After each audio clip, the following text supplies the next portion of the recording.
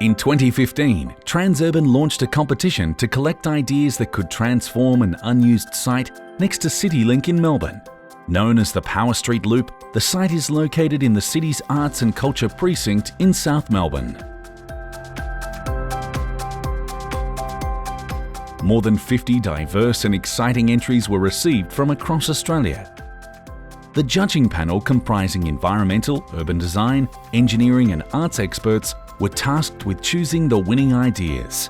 The panel included Rob Adams, City of Melbourne Director, City Design; Tessa Jaksowitz, Landcare Australia CEO; Professor Sue Baker, Victorian College of the Arts Director; Andrew Abbott, Creative Victoria Deputy Secretary; Scott Charlton, Transurban CEO.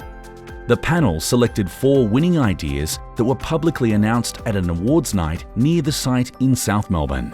Thank you for joining us for tonight's event and this very exciting exhibition. We're here tonight to celebrate 53 great creative ideas.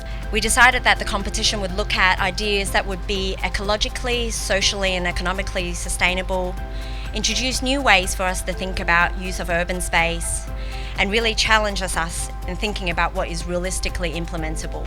So in its entirety, the project is a concept that very much aligns with our philosophy around road corridor regeneration.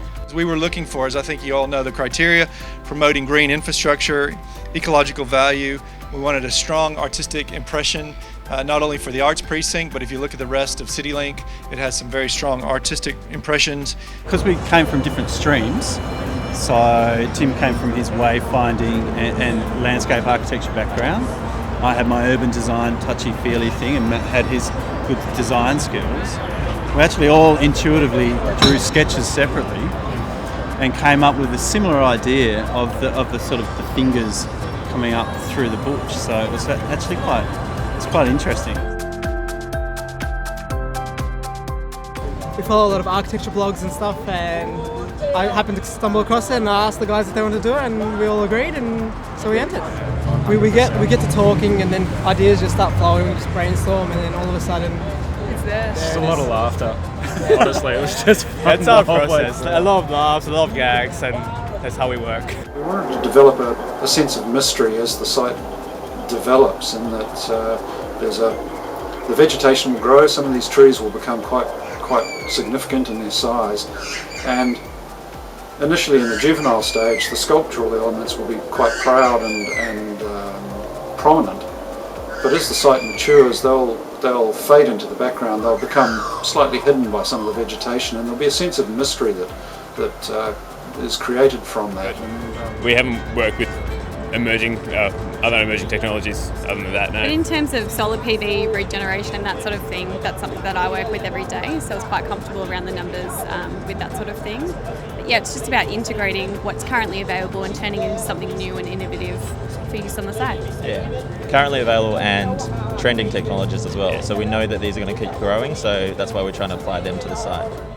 Because we would like to take the 4 ideas and move to a feasibility and examine the feasibility of each of the ideas to see what we actually can put on site and what would work and what would actually be buildable as well. So we'll move through that phase and we'll keep you updated on our CityLink and Transurban website, and hopefully before too long we'll put one of these ideas into place, and very excited.